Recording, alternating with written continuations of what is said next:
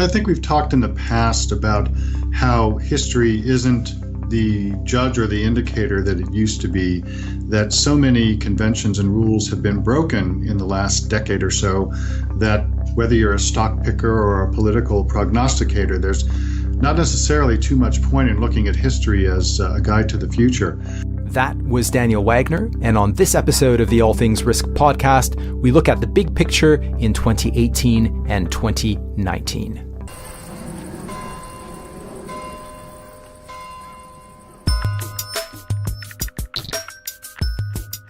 Welcome and welcome back to the All Things Risk podcast. My name is Ben Catania. I am your host. This is my show. If you're new to our show, this is where we tackle risk and uncertainty from a range of perspectives with a couple of objectives. One is to help us all embrace these things, and two is to help us understand the biggest risks and uncertainties of our times so that we can do something about them. And I'm going to keep this intro short and simple. This episode is a look back at some of 2018's big picture risks in geopolitics, technology, society, and the economy, how these things played out, and a look ahead at what to watch in these areas in 2019. My guest is none other than Daniel Wagner, who I've had on the show now 6 or 7 times, and we did this episode in the same format last year, and it was fun and interesting, and I thought we could do it again. If you're new to Daniel and you don't know who he is an expert on country risk. He owns and is the CEO of his firm, Country Risk Solutions. He's also a prolific author and commentator. And because we did the same thing last year, I thought it would be useful to review how Daniel's thoughts and forecasts for 2018 played out. And we get into all of that. We talk about the USA and China, Saudi Arabia, cybersecurity, technological change. And we also discuss a few things to be positive about. We even touch on sex robots, in addition to looking ahead at other things to watch in 2019. So let's get into the big picture for 2018 and 2019. Enjoy.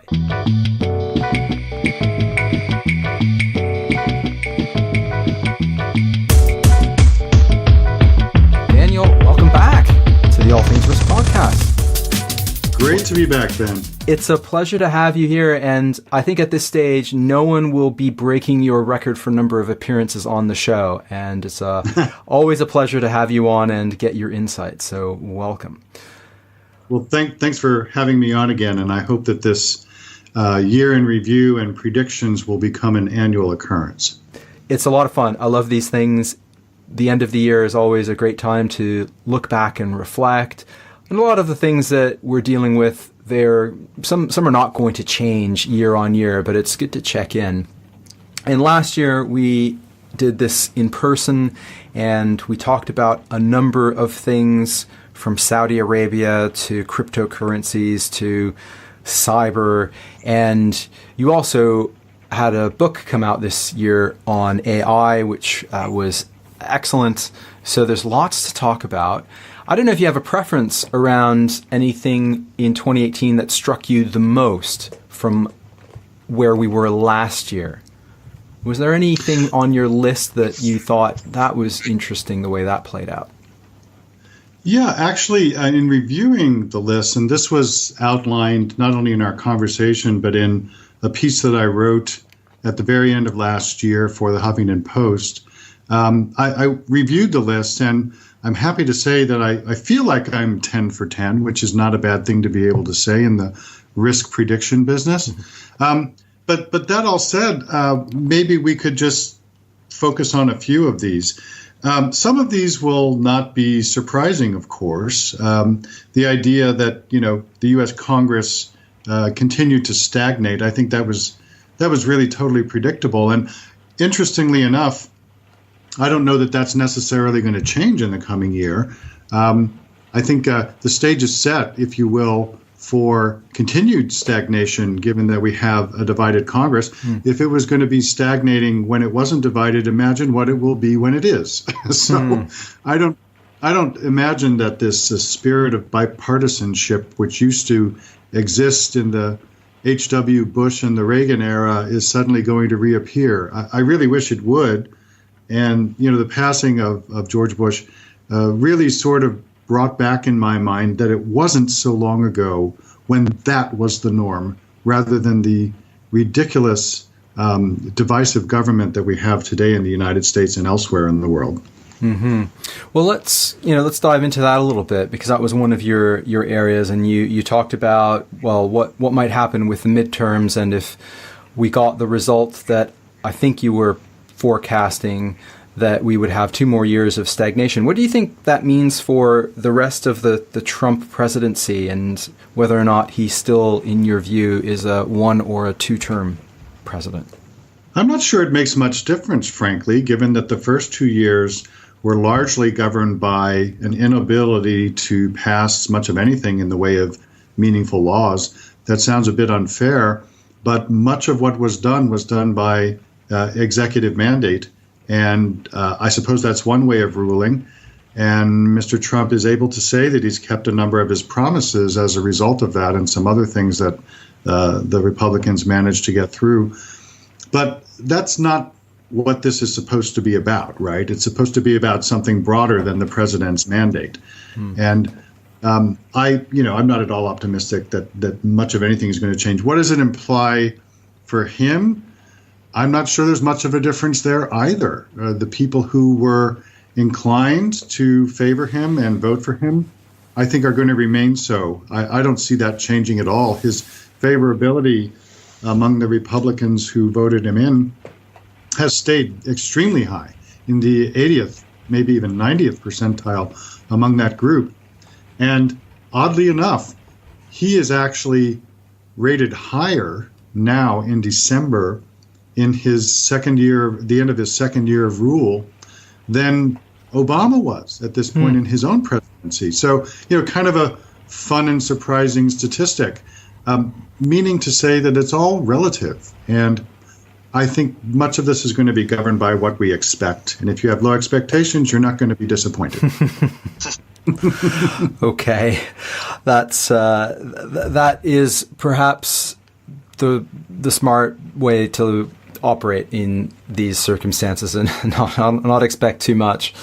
Turning our attention perhaps to what's happening outside of the U.S., you also talked about, one of the things that was quite interesting, which I think was perhaps one of your best forecasts, if you like, was around North Korea and what happened there, because I think you really nailed that. You talked about talks would happen, a deal would be struck, and we would move forward, and Trump would claim a victory. And that's pretty much how it's gone down, at least perception-wise.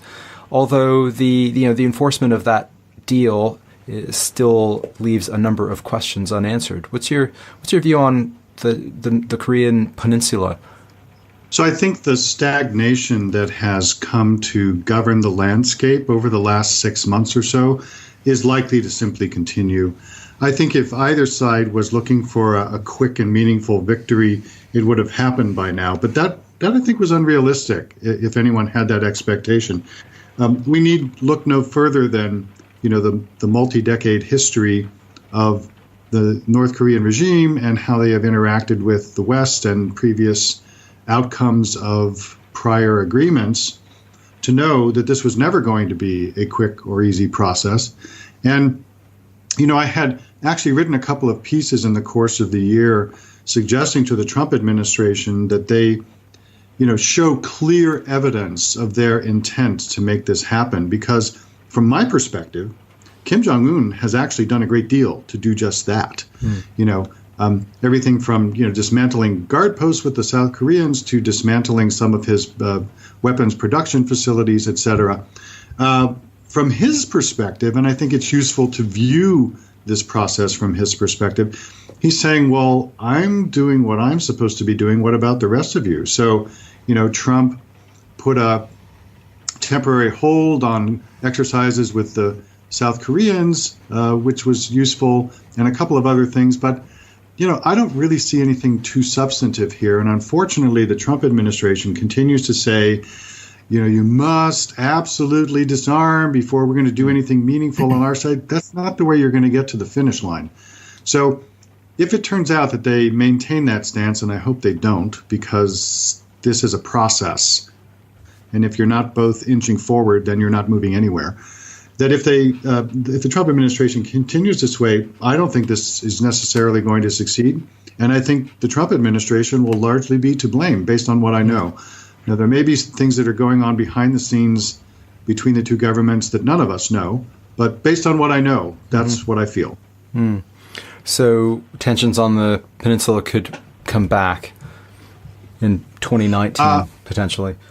If not 2019, perhaps the year after. But I remain hopeful that they're going to find a way to do this, because I know that Kim really wants to find a way to, to come back into the fold after so many decades in isolation. And he understands that the world is proceeding apace without North Korea. And I think he wants his country to be part of it ultimately. This can't go on forever the way it is. That said, I don't know exactly how the timing is likely to work out. I remain optimistic that this is going to see a successful conclusion. But I think in 2019, we'll find out whether that is really just pie in the sky or not. Let's stay in the region and perhaps talk about China. And this time last year, you were talking about the major consolidation in power and Xi really strengthening China's hand, which I think one could say he did. So where do you think that now goes? One Belt, One Road continues apace, it looks like, although there are some tensions with the likes of Sri Lanka, Pakistan, and others. But where does China go from here? Well, it's interesting, isn't it, how things have played out? Because on one hand, Xi strengthened his hand, and he's got these, position for life kind of mandate, and he's the strongest leader since Mao. That all said, things have not gone particularly swimmingly for him in the past 6 months in particular, as we know. And he's got, some challenges internally with not everyone who's agreeing with the way he's approaching, the path forward for China from a domestic perspective. And of course, we know that Mr. Trump has clearly raised the ante in terms of this trade war that has occurred in recent months. I personally am very glad to see that an American president has finally stood up to China on intellectual property theft and a whole range of other things, because my study of the way China works is that they've been getting away with this now for decades with nothing more than a scolding, really, from the U.S. So I don't think that the Trump administration is asking for anything that's particularly unreasonable. It's just that the Chinese are unaccustomed to playing on a level playing field. And so I'm heartened to see that. And that all said, we can talk about this later perhaps. There are a number of things that Mr. Trump is doing that I actually am really in favor of. And you don't have to like him or his tactics to necessarily like what he's trying to achieve. And so perhaps we'll talk about that later. I think that there's going to be a successful conclusion to the trade negotiations because there's just so much at stake. As we know, the Chinese economy is in deep trouble. Its currency, its stock market, a whole range of economic indicators do not point to a good 2019 and beyond for them. So that's certainly gotten their attention. And then I think Mr. Trump was right in using a simple calculation to say, well, when you're in a trade war with one side that only imports a quarter of the amount or a fifth of the amount that the other side does, then the side that has more to lose is going to lose, and that's exactly what's happening here. So the American economy is feeling some impacts, but it's really limited. That all said, there is no other alternative apart from finding a solution here. The stakes are just too high. Everybody is incentivized to find a way forward. I'm not so sure that's necessarily going to happen in the 90-day time frame that has been allocated by Mr. Trump. And I wouldn't be surprised if he ends up modifying that if progress is being made. So I would imagine that 2019 will see a resolution. I just don't think it's necessarily going to be in Q1. Okay. That's interesting. And we can get to that when we talk about 2019. But to maybe wrap up the geopolitical side around things that we discussed this time last year, one of the interesting ones that we discussed that you mentioned was what's going to happen with Saudi Arabia and MBS and what his agenda was. And that came to a very interesting conclusion, I guess, over the last few weeks with the Khashoggi murder. What do you make of those developments?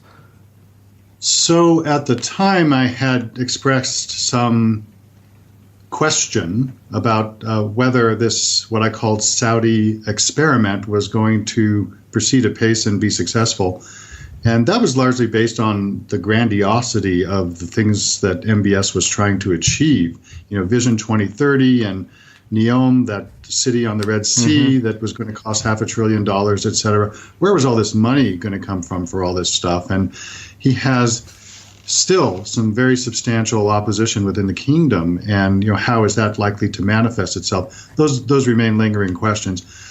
I think what the Khashoggi affair did was lay bare some of the contradictions and inconsistencies in what Saudi Arabia is and who MBS is. That all said, I think most countries have decided to simply hold their nose and perhaps look the other way because, let's face it, if Khashoggi had been addressed the way he had been in Saudi Arabia, it might be a headline but not an outrage. The issue is that he was an American resident and that this was done outside of the kingdom. That all said, I'm not sure it would have been too much of a story otherwise. But it is a story now. Yeah, the West can be outraged, and that's no way to treat journalists, et cetera. We can all agree on that. But at the end of the day, how many economies are willing to sacrifice their bilateral relationship with a country as important as Saudi Arabia because of this moral outrage? Well, to my knowledge, none of them have, and I don't expect any of them will. That's just the way realpolitik works. I really wasn't surprised, for instance, that Mr. Trump didn't modify the American stance. I don't think that any American president would have, frankly. So that's my take on that. Okay. That's sort of the kind of the geopolitical side of your predictions or things to watch in 2018. But on geopolitics, was there anything that surprised you from the last 12 months? I was surprised at how quickly and severely the Yellow Jacket movement has transpired in France. In a way, you can look at French history and say, this isn't really too surprising. I mean, they have this revolutionary history and, the people have revolted in the past. I think what's instructive about that is that it just goes to show that decades of bad government and poor policies and implementation will eventually catch up. And in the era that we're in, where this, nationalism has intersected with populism, and the little guy is getting the short end of the stick, just like he always did, I think it just reinforces how completely unpredictable political movements are. Now, that said, I wouldn't be at all surprised if Yellow Jacket movements now spring up elsewhere in Europe and beyond, because the genie has been let out of the bottle. This is not a new phenomenon, but it's been a while since something like this has happened in a place like France. It's unfortunate for Macron that he happens to be at the helm when all of this is happening, because it's really not his fault. There was just a spark in terms of this fuel subsidy policy, which happened to unleash the flame, and he happened to have been present. Beyond that, I'm not so sure that history will be too unkind to him. He's been in power for too short a time to take credit for all of the things that have been unleashed under his watch. Right. You talked about political disruption last year, and it does seem to me that is something that's quite significant in the rest of Europe in 2019 when you look at what's happening in places like Germany and Italy, in Hungary as well, that the polarization of politics in Europe in particular is very interesting. We've got European elections next year, and you're right. That the genie may be out of the bottle now. It'll be a very interesting year on the continent and beyond. Let's not forget these are now global phenomena, and as a result of social media, instant communication, globalization, etc., which are not new phenomena, but I think people have become more familiar with the power that they hold just by simply owning a cell phone or a laptop. And that, I think, is really a very, very interesting phenomenon. I sort of find myself wondering why more yellow jacket movements, why more Arab Spring type movements have not actually been unleashed in this era, because one would think that they would be. But then that also goes to talk about how governments monitor their citizens now and how they sometimes restrict their ability to communicate with one another. China being a really perfect example of that.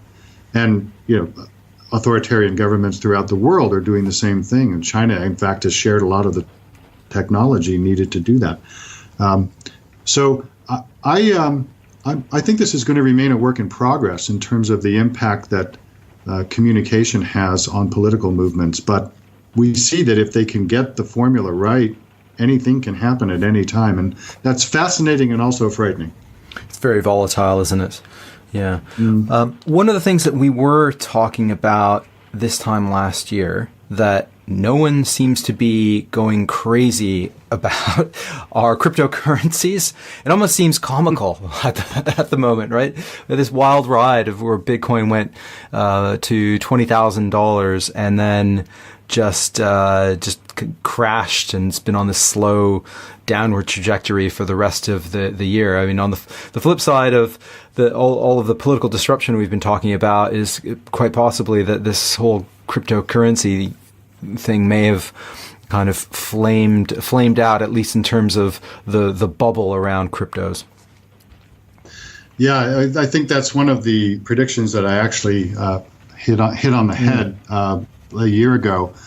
I've never been much of a fan of cryptocurrencies, largely because I don't think many people truly understand them and what they do. Apart from the fact that so many cyber criminals in the dark web actually use cryptocurrencies, that's one consideration. But I think people just got caught up in a traditional, conventional investment frenzy that is existed throughout history. And they didn't stop to think, why would people buy Bitcoin at $19,000 when it's done nothing but go up, right? The expectation, of course, was that the trajectory would do nothing but go up, but that's completely unrealistic. And especially if you look at the decade-long history of Bitcoin, it's had numerous crashes already within a decade. So for those who may be listening who may have gotten the short end of the stick on that, I'm sorry about that, but I don't know what else they expected maybe realistically would happen.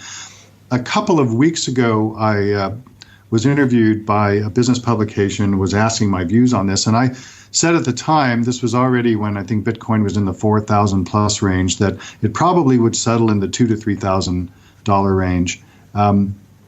And I'll stick with that for the time being. It's done nothing but drop like a rock since then. Where's the bottom? I don't think that anybody knows. But what I predict will happen is that people will pick themselves up, dust off, and create a new bubble, which is what the investment community tends to like to do. So there will be plenty of people who will make a ton of money and plenty of people who are going to lose a ton of money in the process. I think, though, that until cryptocurrencies are properly understood and regulated, that this process of boom bust is simply going to continue. I don't see any reason why it wouldn't.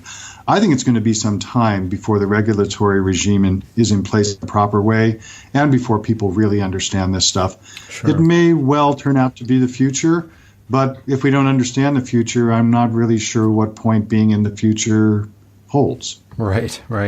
What about how we've done on more traditional investments, the equity markets? One of the things you did talk about was that the equity markets were seemingly overvalued. We were overdue for a recession, and we've been through a bumpy ride, but I don't think we can say that it's been a crash or that we're close, maybe we're close to recession, I don't know, but it does still feel like we're a bit insulated from the historical cycles of boom and bust. What's your view on the bull market phenomenon that we seem to have had leading up to 2018?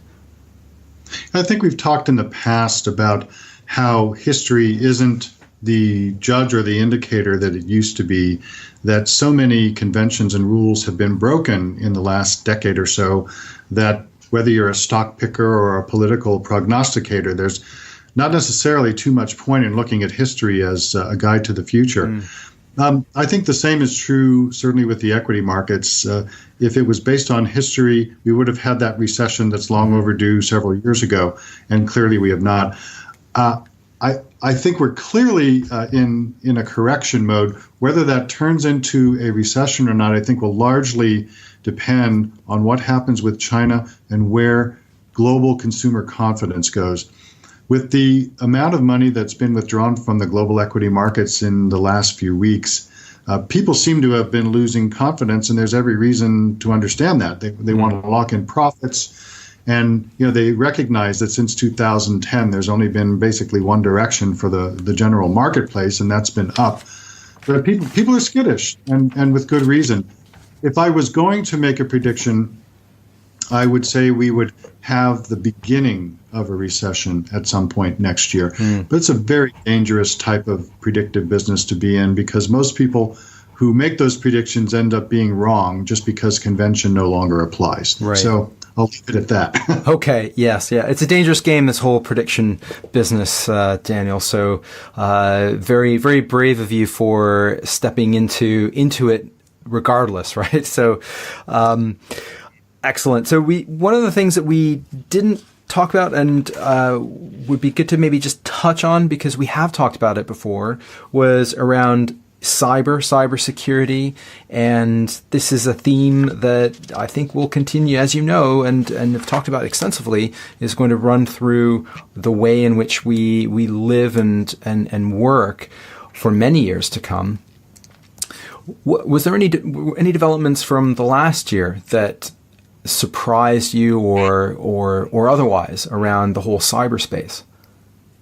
Yes and no is the short answer. Okay. And the reason I say that is, I speak to audiences all over the place about cybersecurity, and inevitably when I ask them, what do you all do to protect yourselves, and how often you change your passwords and update your software, and most people, they just still don't get it. And I don't understand how individuals and particularly businesses can not understand the importance of having good cyber hygiene, and yet audience after audience basically says more or less the same thing. There's a few people inevitably who get it right, and most everybody else seems to be pretty clueless. So that makes that an even more dangerous landscape. How many different types and numbers of breaches do we need to have for people to understand that, yes, they have been breached, whether they realize it or not? Their information is out there. If it wasn't, it soon will be. And I don't understand why a more robust position is not being taken by more individuals and businesses. Some businesses get it, especially the ones that have been impacted by some of these breaches. But until we start turning this into a proactive exercise rather than a reactive exercise, it's really just going to continue to be, if you will, shooting fish in a barrel for the bad guys who have, a target-rich landscape and an easy way to get into a lot of different systems. That's going to keep the professionals in the cyber arena busy for many years to come. I hope we reach a turning point at some point in the not-too-distant future, but the landscape and the amount of vulnerability is just so great that I think the net favorability is going to be on the attacker's side for some time to come. Okay. Well, I think you're right, and it's unfortunate, and as you also have talked about, it's very difficult to attribute blame or causality for any of these types of breaches. So really, in risk management kind of parlance, the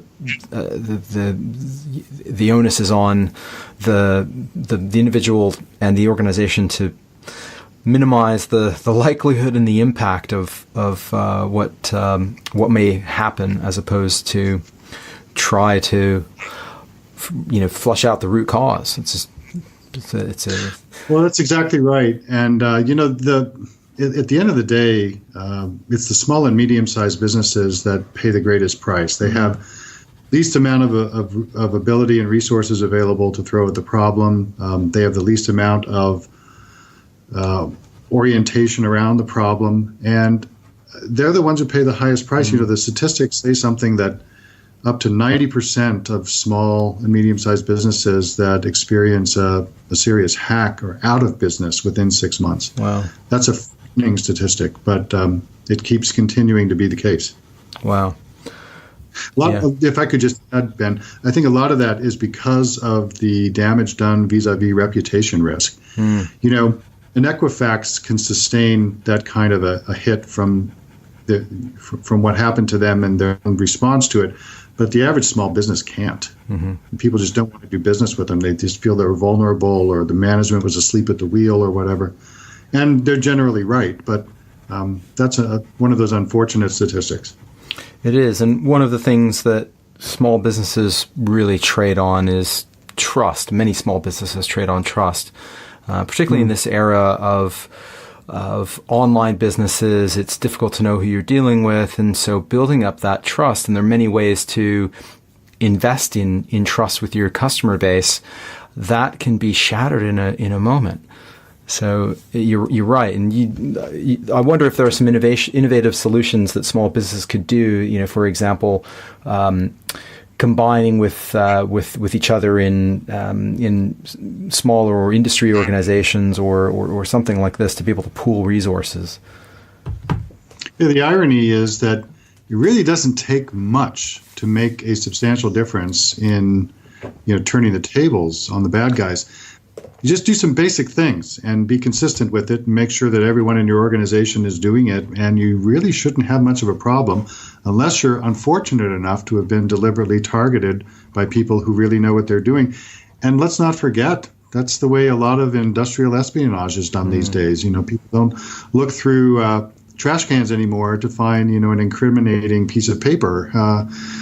They're very sophisticated about how espionage is done. China, of course, has led the case from a national perspective, and I just try to make people more aware of this stuff in the discussions I have with them, and I'm hoping I'm making some bit of difference.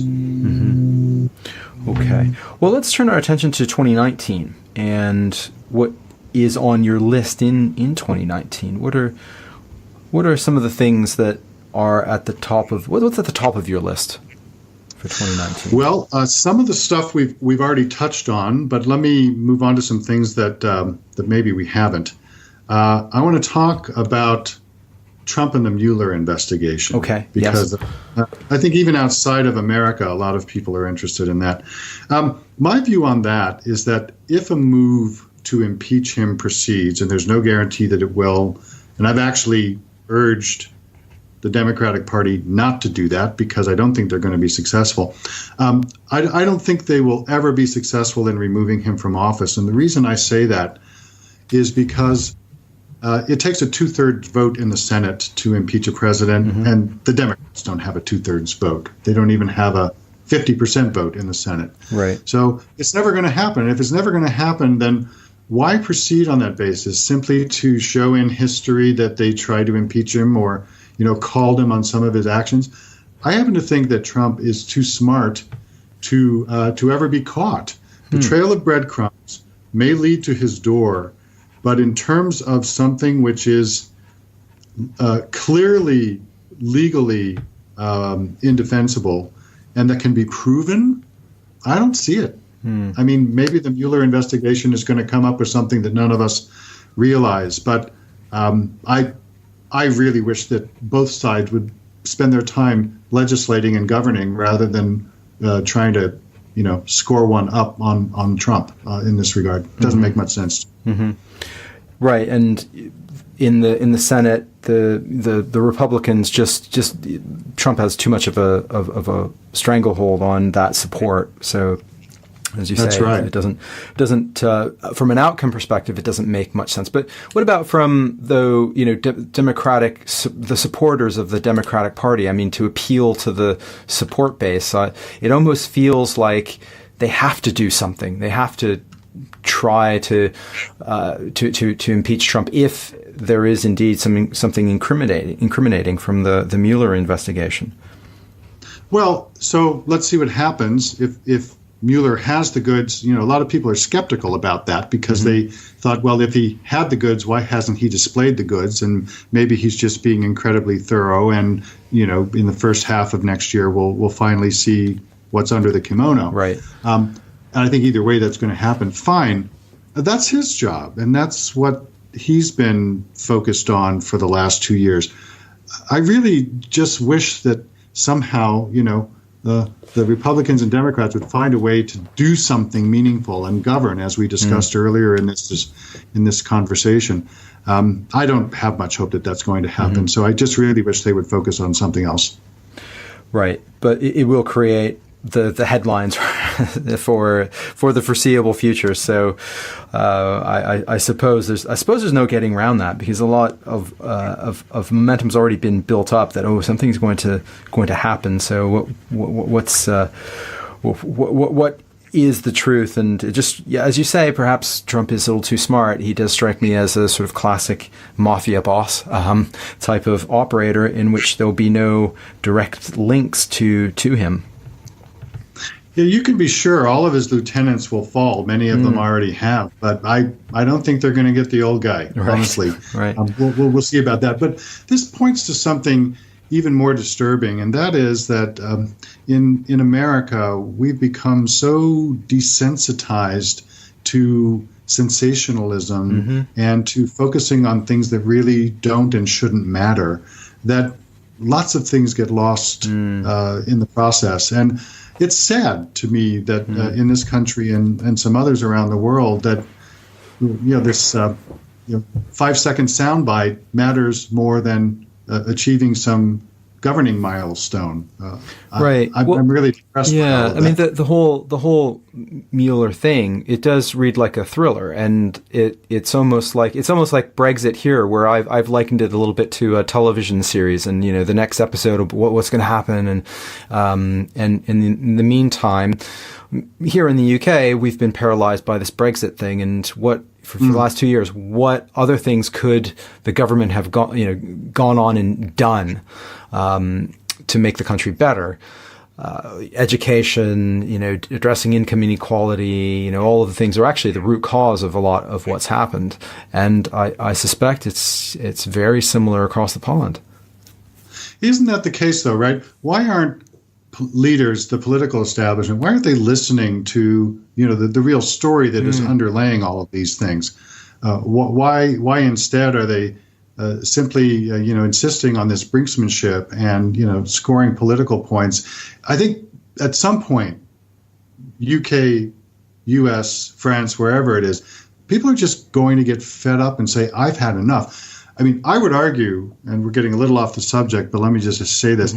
I would argue that in America, what we really need is a good old-fashioned revolution in the entire political process, which stinks to high heaven with our institutionalized, legalized corruption, with everything from voting on the first Tuesday of November, which was based on 150 years ago when we were an agricultural economy. The idea of having 2 senators for every state, no matter what the size, regardless of population, this stuff is ridiculous now, and nobody's willing to stand up and actually say this is ridiculous. Why don't we do something? Yeah, I agree, and it isn't that different here. There is people are fed up, and it boggles my mind here that there actually are, the majority of people here in the UK are fairly sensible, right? And you wouldn't think that would be the case from what you hear in the news, but there's a failure of the political leadership to actually just to govern very effectively. And I think there's a failure in this, particularly in the political center. That this should be the perfect time for someone sensible to be able to swoop in and just say this is what we're doing. But it's structural. I think it's similar to what happens in the U.S. The voting mechanisms are ancient. The structures are old and dated, and maybe we do need a new form of governing. Maybe that is something that will happen over the next several years. Well, I think we can live in hope. I wrote a piece at the beginning of this year, basically laying a platform out and suggesting that we revamp all this stuff, at least in the U.S. And I thought, what kind of a response is this going to get? And I was hopeful that it would actually maybe create a spark that started a fire. It fizzled out spectacularly. And I think I made a call at the bottom of the article to anyone who wanted to reach out and roll up your sleeves and get this thing started. And I'm sad to say that only a dozen people out of whoever knows how many hundreds of thousands or millions who might have read it bothered to respond. Now, they were very passionate, but this points to something that I think is also a real contributor to where we are and why we are here today, which is political apathy. There's a lot of people in a lot of places in the world that are pretty comfortable and not necessarily interested in rocking the boat, or don't believe that if they did rock the boat, it would necessarily mean anything. And I think that's a big part of the entire problem here. If people were motivated to get involved, it would make a big difference. It's not just about voting, it's about political activism. And in a place like the US and the UK, you could argue that there's really no excuse for not being politically active in some way. And I would say, 99 out of 100 people probably have no interest whatsoever in doing so. It's another piece of the pie.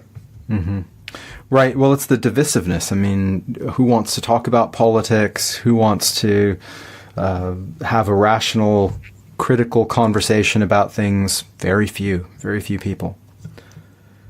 Well, certainly in this country, over Thanksgiving and holiday dinners, most people are on tenterhooks, which is also a sad statement of affairs.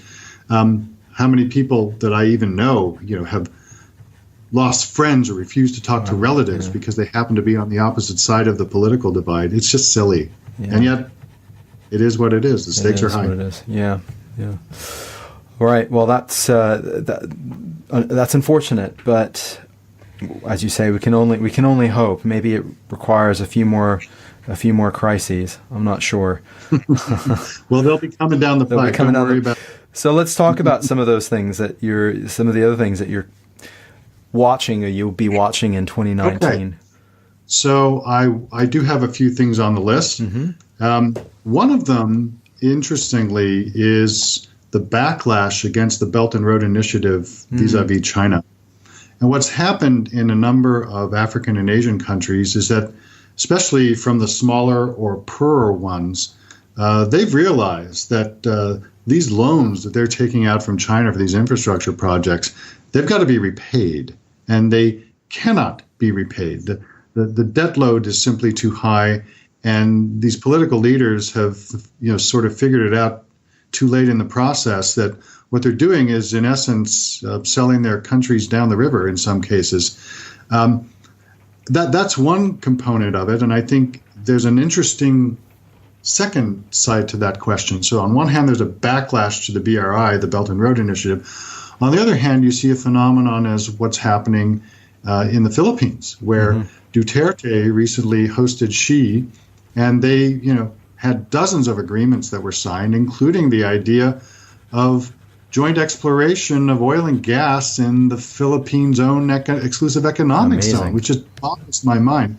So, on one hand, you've got the Hague ruling from 2016, which was handed to the Philippines, or should I say handed to the Chinese, which basically said, this whole idea that you own the South China Sea is not consistent with modern maritime and territorial law, which anyone with some common sense could have told the Chinese.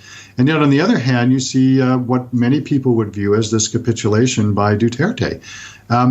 Duterte, of all people, right? Right. Yeah. Just mystifying to me. So there's this really interesting duality that's going on in the world now. On one hand, people saying, I've had enough of the BRI. On the other hand, people saying, come a little closer.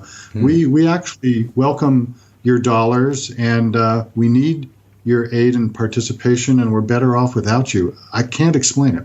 Yeah, well, they call it the debt trap diplomacy that China is pursuing. And I had on the podcast a few weeks ago Congressman Gary Alejano from the Philippines, and he's part of the opposition to Duterte.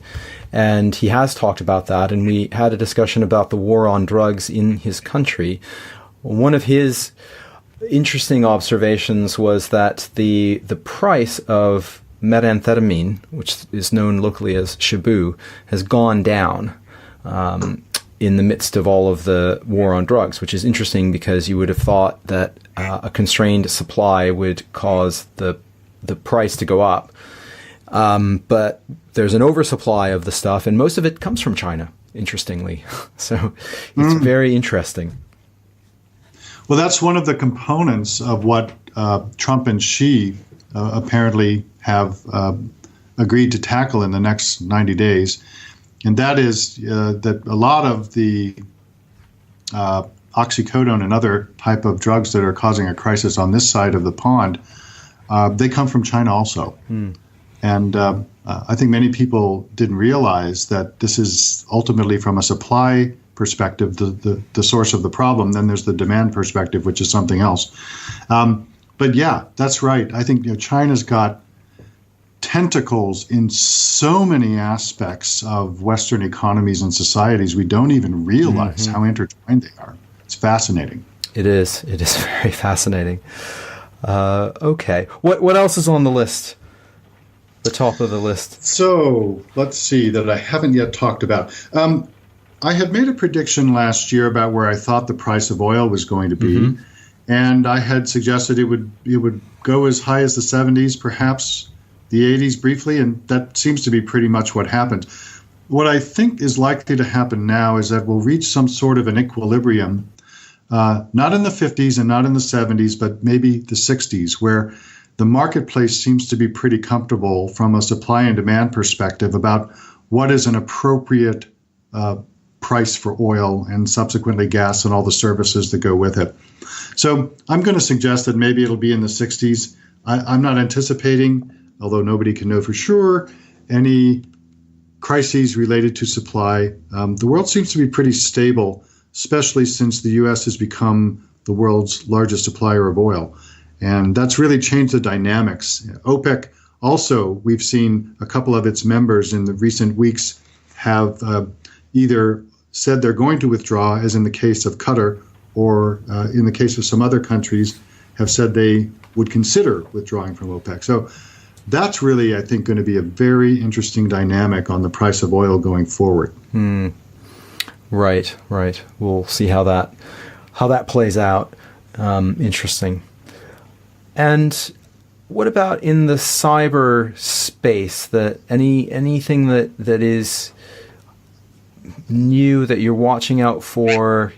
Anything around? So we talked a bit about AI and the nexus between AI and cyber in the past. Are there things that you are going to be watching in that area in 2019? I'm sure there are plenty, but in terms of the one thing one thing that I'm waiting for is the next round of global ransomware attacks. Okay. Sort of curious that none have really happened of any major consequence since WannaCry and the NotPetya. Clearly, the sources of these being either North Korea or Russia in large part, those two countries haven't gone anywhere.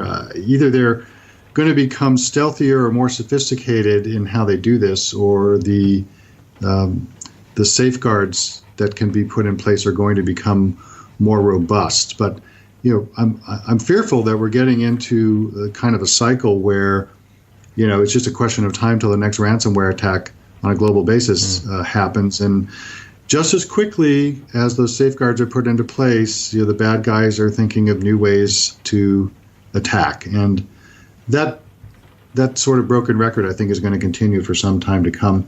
As for AI, just very briefly, I think that China is going to become supreme in AI much quicker than even they anticipate, just by virtue of the velocity with which they have approached the subject and the amount of money and resources they're devoting to it.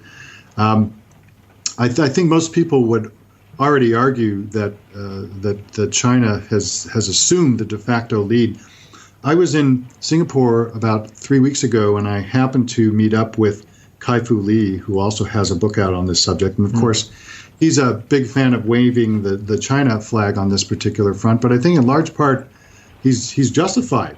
You listen to his pitch and hear some of the things that are going on in China just by the sheer volumes of data that are being created through daily activities.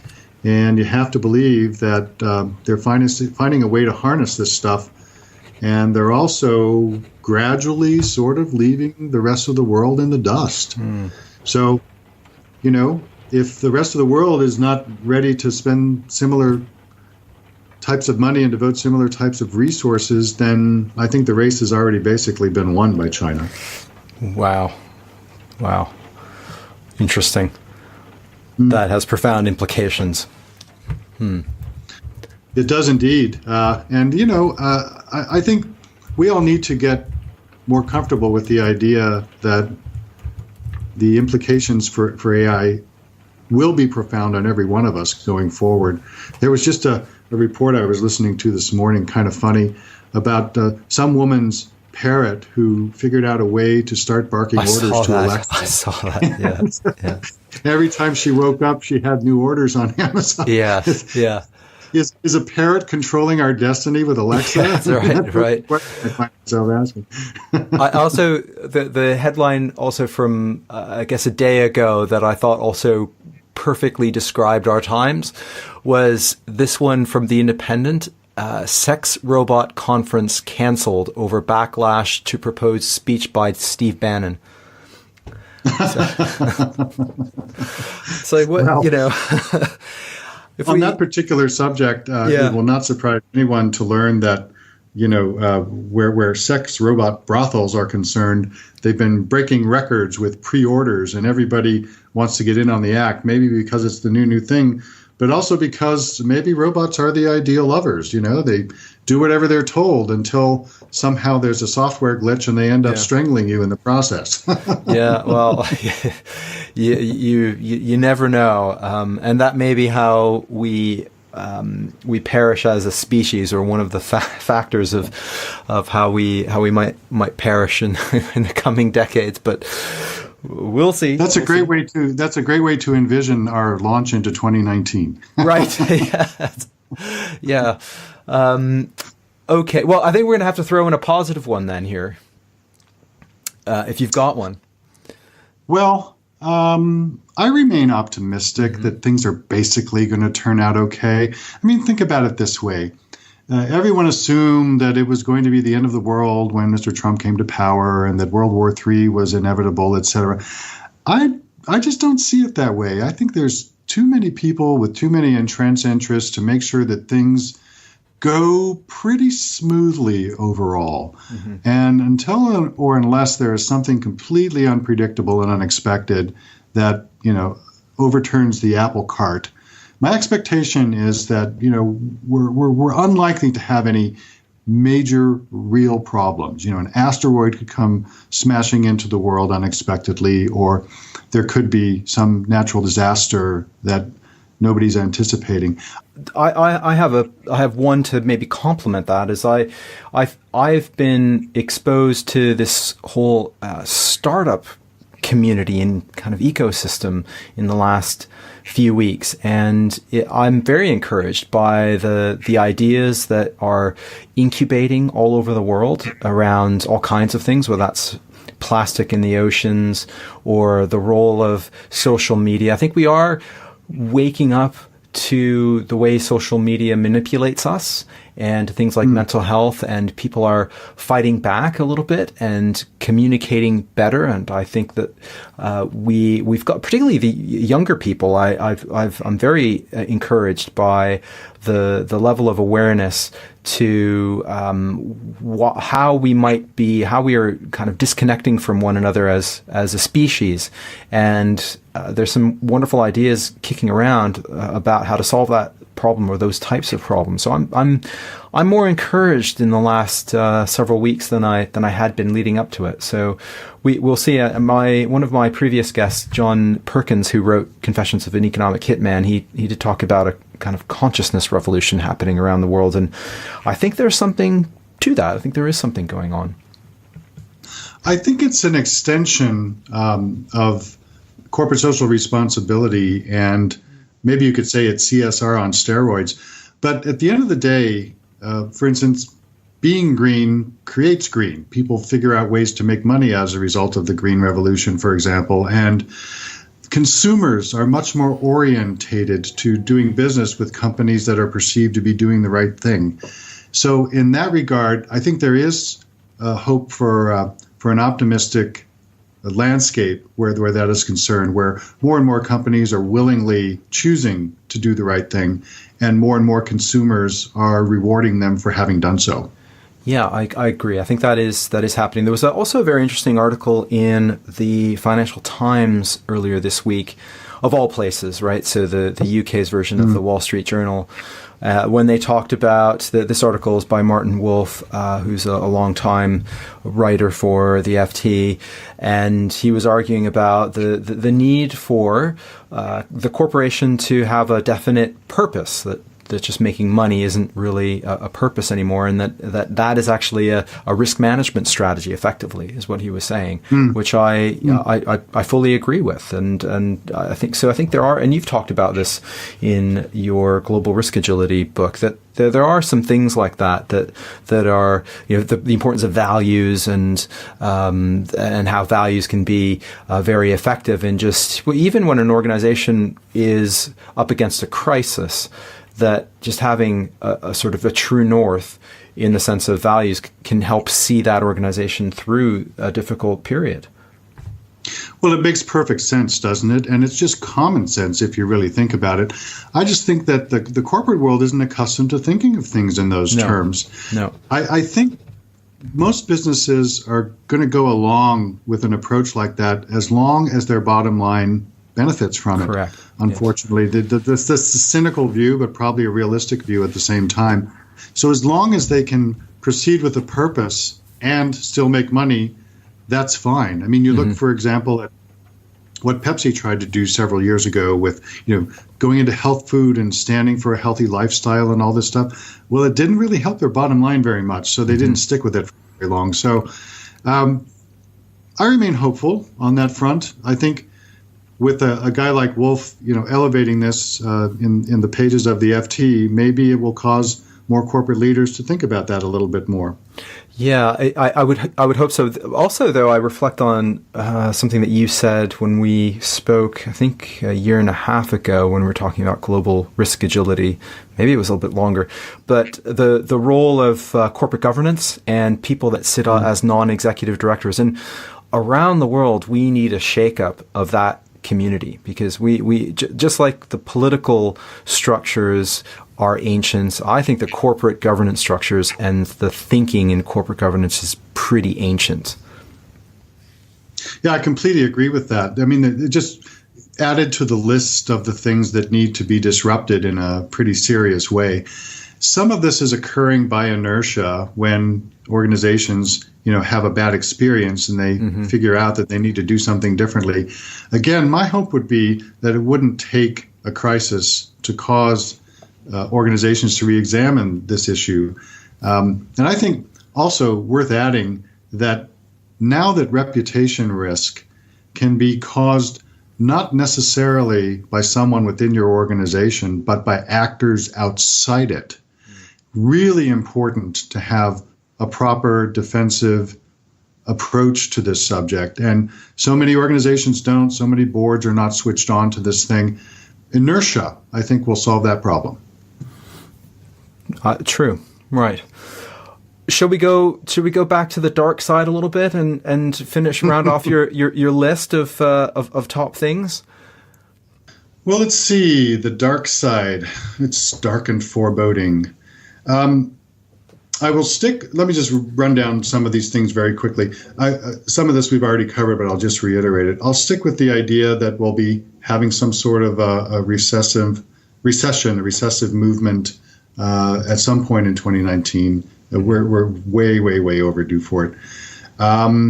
I will say that Europe is going to become even more fractured than it is. I agree. And that its surge to the right will continue and only become exacerbated as a result of the immigrant issue and the yellow jackets and a whole host of other things. Now, that's not a good outcome for the average person. But on the other hand, if we look throughout history, we see that Europe and other places in the world have gone through these phases where they, shift left and shift right, and maybe this is just part of that natural process. I don't know.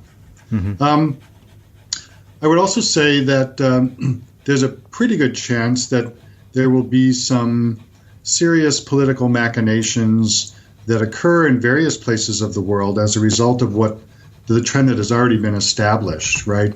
Right-wing movements, more authoritarian type governments, even in democracies, etc. The question is, how is this going to manifest itself in the coming year and beyond?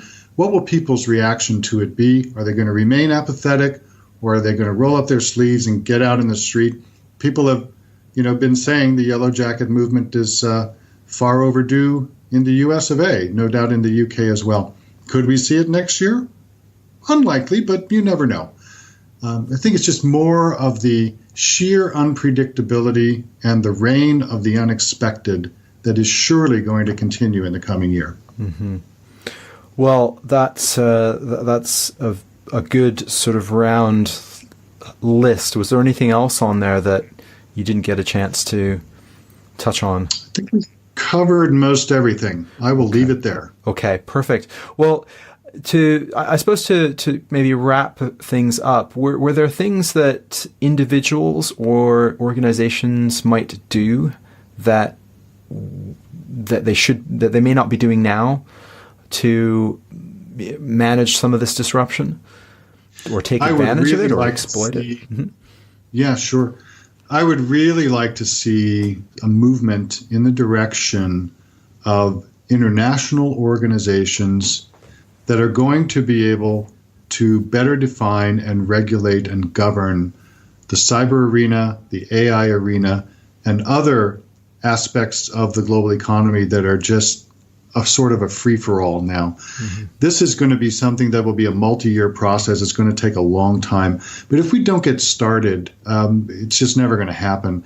So I would like to see a movement, maybe among some multilateral institutions, perhaps among the top corporates, to start agreeing on some common themes and perhaps even sharing some information to get toward that goal. If we don't, and we just rely on the winds to help us define what happens next in these arenas, we're going to be regretting it in the next decade. The stakes are really high in that regard as well. I've called for the creation of such organizations in my two previous books, Virtual Terror and AI Supremacy, and I'm going to stick by it because I don't see much of anything has been done. The UN deserves credit for having started this process in the AI and cyber arenas, but it's only a start.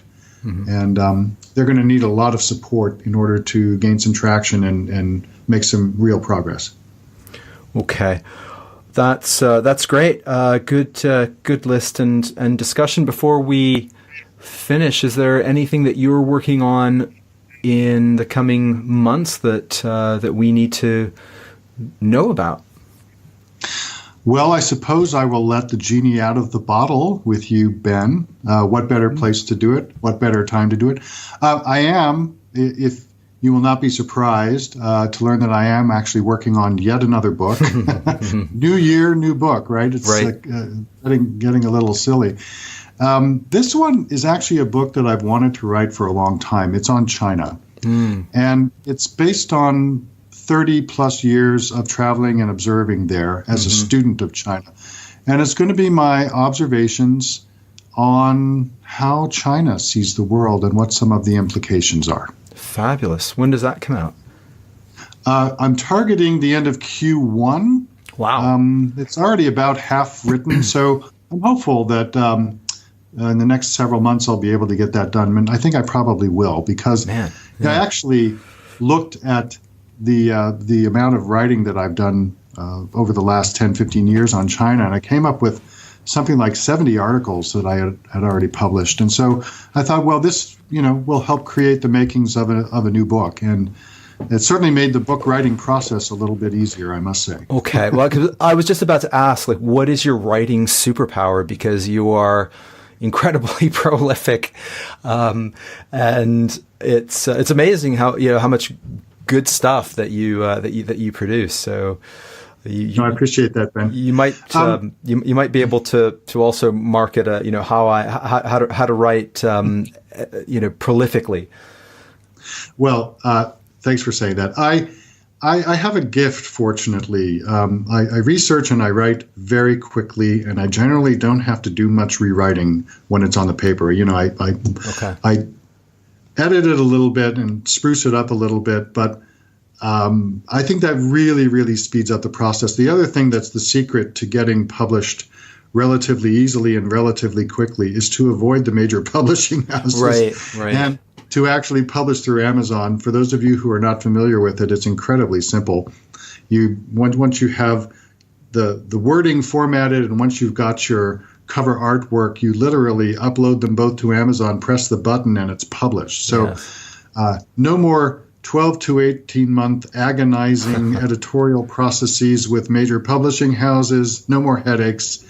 That makes a big, big difference, and is a real motivating factor to people like me to actually want to continue to publish, because it becomes a rewarding process. Sure. No, that's fantastic. I look forward to that book coming out, and of course we'll have to have you back to talk about it, right? I would be delighted to make our debut on All Things Risk. Fantastic. Well, we've covered a lot for this for this episode, including last year, this coming year, and a whole bunch of stuff in between. But was there anything else that we didn't get to cover that you wanted to mention? No, I'm pretty confident the sun is going to rise tomorrow, and it's going to set in the same direction it's supposed to set. So I'll leave it at that, Ben. Thank you very much for having me on. Fantastic, Daniel. Thank you so much. And we will, I'm sure we'll talk in 2019, but have a wonderful holiday season, and I wish you all the best for 2019. But thank you once again. And you. Thanks again. I hope you guys found that interesting and useful. What are your views on the world in 2019? Let me know. Drop me an email at allthingsrisk@gmail.com, or drop a comment in the post accompanying this episode. And of course, subscribe at allthingsrisk.co.uk. That's .co.uk. We'll be back soon with our best of 2018 episode in the interim. And as always, don't forget, risk is life.